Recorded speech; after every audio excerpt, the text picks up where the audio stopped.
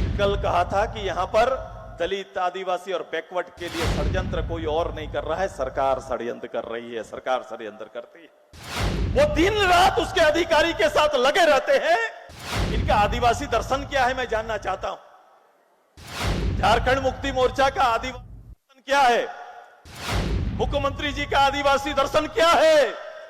मुख्यमंत्री जी, आदिवासी दर्शन आपका है कि आप 5 किलो अनाज जीने के लिए और एक धोती साड़ी को अपना दर्शन मानते हैं। ये मानते हैं कि इसके सहारे हमारा यहाँ का ट्राइब आगे जी लेगा, केवल यही आपका दर्शन है। तैयार है ना सभी? 3 दिन तक इस कार्यक्रम में तैयार हुए, खुद को मजबूत पाते हैं? कहीं पर मजबूत पाते हैं कि नहीं? तो इस मजबूर सरकार को मजबूती से सामना करने का समय आ गया है। जो मजबूर व्यवस्था है, यहां पर लोगों को विवश करके जो रख दिया है, इस व्यवस्था से उठाकर जनमानस में फिर से वही गम जगाने का, फिर से वही प्यास जगाने का और इस राज्य के भक्ति को फिर से जगाने का समय आ गया है। इस माटी के प्रति प्रेम जगाने का समय आ गया है। मैं अक्सर इस बात को देखता हूं कि राज्य के अंदर वर्तमान समय में जब भी कोई परिस्थिति सरकार के विपरीत आती है, सरकार के ऊपर आरोप लगता है, तो हमेशा इस सरकार के नेतृत्वकर्ता आदिवासी की चर्चा करते हैं। कोई ऐसा एजेंडा लाते हैं जिस एजेंडा से उसको लगे कि मैं इस यहां के दलित, आदिवासी, बैकवर्ड की भावना को जगा सके। मैं कल कहा था कि यहां पर दलित, आदिवासी और बैकवर्ड के लिए षड्यंत्र कोई और नहीं कर रहा है, सरकार षड्यंत्र कर रही है, सरकार षड्यंत्र करती है। वो दिन रात उसके अधिकारी के साथ लगे रहते हैं कि आपके मन से उपजने वाला जो भी प्रश्न हो उसका हल निकालने के लिए कौन सा एजेंडा फिट करे, ये तैयारी में ये सरकार लगी रहती है। अब बताओ, इनका आदिवासी दर्शन क्या है मैं जानना चाहता हूं। झारखंड मुक्ति मोर्चा का आदिवासी दर्शन क्या है? मुख्यमंत्री जी का आदिवासी दर्शन क्या है? मुख्यमंत्री जी, आदिवासी दर्शन आपका है कि आप 5 किलो अनाज जीने के लिए और एक धोती साड़ी को अपना दर्शन मानते हैं। ये मानते हैं कि इसके सहारे हमारा यहाँ का ट्राइब आगे जी लेगा, केवल यही आपका दर्शन है। लेकिन सुदेश महतो का दर्शन बिल्कुल आपसे इतर है। सुदेश महतो का दर्शन संताल विद्रोह के नायक सिद्धू कान्हू है। वो विद्रोह का नायक सिद्धू कान्हू है। हमारा दर्शन इस प्रदेश में वीर बुधु भगत है, जिसने अपना दुश्मनों के हाथ से शहादत से अच्छा अपना शहादत खुद लेने का संकल्प लिया। ऐसे शहादत, ऐसा दर्शन मेरा है। मेरा दर्शन राजनीतिक रूप से जयपाल सिंह मुंडा है, जिन्होंने संयुक्त पूर्व सभा में जाकर खड़ा होकर उन्होंने इस राज्य के बारे और ट्राइबल के बारे में अपनी बात और व्याख्यान की थी। मेरा दर्शन इस प्रदेश के अंदर में टाना भगत हैं, जिन्होंने अपने आदर्श को स्थापित किया। मेरा दर्शन भगवान बिरसा मुंडा हैं, जिन्होंने समाज के अंदर समाज को स्थापित करने की तैयारी की। ऐसे दर्शन हमारे हैं, ये तैयारी हमारी है। मैं जयपाल सिंह की बात कर रहा था। संविधान सभा में सबसे पहले इस जनजाति के लिए बोलने वाला पूरे देश का वो नेता, वो एक खिलाड़ी भी जो उस समय भारत का हॉकी का कैप्टन भी थे, और उन्होंने पहला 1928 में भारत को 1928 में पहला गोल्ड दिलाने का काम किया था। ये जानते हैं आप सभी? हॉकी में हुआ था कि नहीं? हुआ था कि नहीं बताओ? अब बताओ, इनकी मैं वो परिवार भी चाहते हैं, मैं परिवार भी देखना चाहता हूं। मेरा दर्शन में परिवार भी है, लेकिन वो परिवार सिद्धू कान्हू परिवार हो, जहां पर सिद्धू कान्हू, चांद भैरव, फूलो जानो जैसा परिवार हो, जो अपने माटी को बचाने के लिए सीधे कुर्बानी के लिए तैयार हो। ऐसा परिवार भी हम चाहते हैं। ऐसा परिवार का दर्शन सुदेश महतो का है। जमीन आसमान का अंतर है भाई साहब। जमीन आसमान की तैयारी है कि केवल लोगों की भावनाओं को खरीद कर, समाज की भावनाओं को कुरेद कर आप जगह पर तो जा सकते हैं, मुख्यमंत्री बन सकते हैं, देश के मंत्री बन सकते हैं, लेकिन इनकी भलाई का अच्छा मापदंड आप तैयार नहीं कर सकते हैं। मैं ये बताना चाहता हूं आप सभी को, इनके बस की बात नहीं है, इसलिए हमारी जवाबदेही बढ़ जाती है। राजनीति में हमारे कार्यकर्ताओं की जवाबदेही बढ़ जाती है। अब आपको तय करना पड़ेगा, ये राजनीतिक शून्यता के बीच में हलचल पैदा करना पड़ेगा। इस राजनीति में विचार की शून्यता आ गई है। लाख गांव के प्रतिनिधि यहां पर है। अब आपको तय करना पड़ेगा कि उस शून्यता के बीच में राजनीतिक विचारधारा की हलचल पैदा करने के लिए यह महाधिवेशन आपके सामने है। ये महाधिवेशन का कोई अगर आउटकम निकलता है तो सबसे बड़ा कि इसके बाद से कोई भी कार्यकर्ता, कोई गांव शांत नहीं बैठेगा।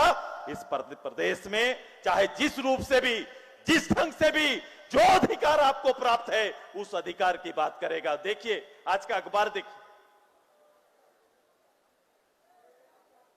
देखिए साहब, मैं कभी आलोचना में ज्यादा ये नहीं करता, लेकिन मुख्यमंत्री अभी पैसा की बात कर रहे थे और उनका प्रधान सचिव पैसे की बात कर रहे हैं।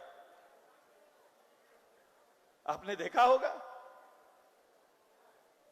देखा है कि नहीं? नहीं देखता है? देखे हैं?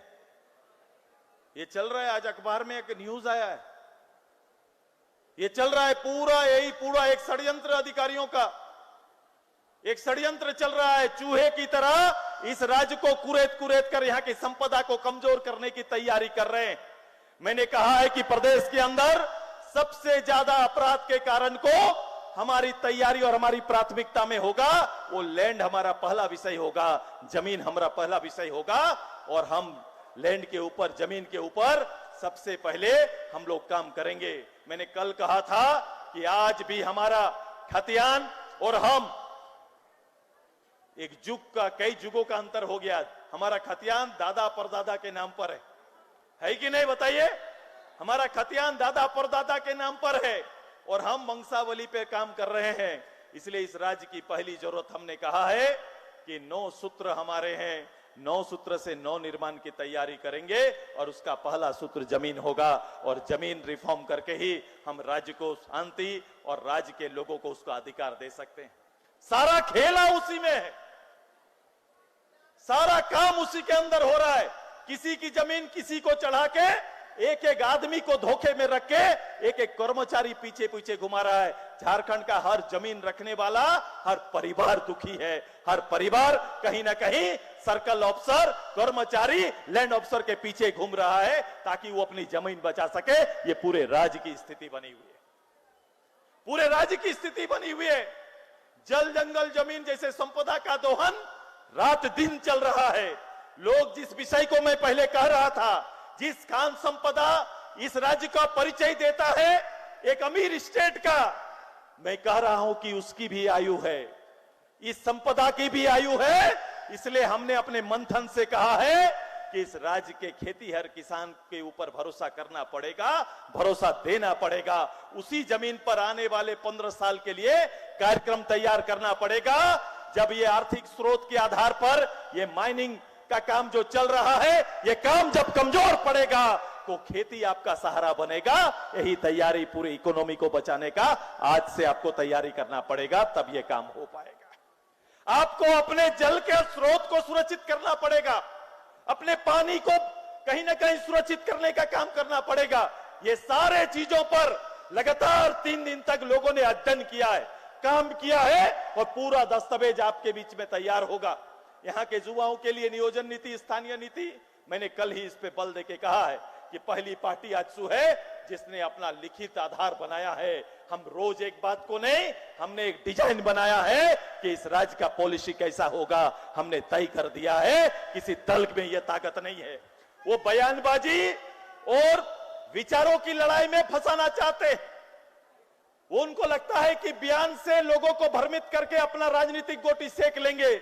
ऐसे अल्पकालीन विचार का, ऐसे षड्यंत्रकारी लोगों से बच के स्थायी तौर पर राज्य की राजनीति को बनाने के लिए बनाना पार्टी को आगे आना पड़ेगा और बनाना पार्टी को काम करना पड़ेगा। यह तैयारी आप सबको है।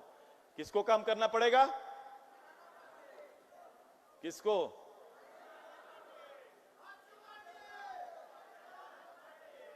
नहीं सुनाई दिया मुझे। मैंने बनाना पार्टी का, बनाना पार्टी को बनाना पड़ेगा, करेगा कि नहीं?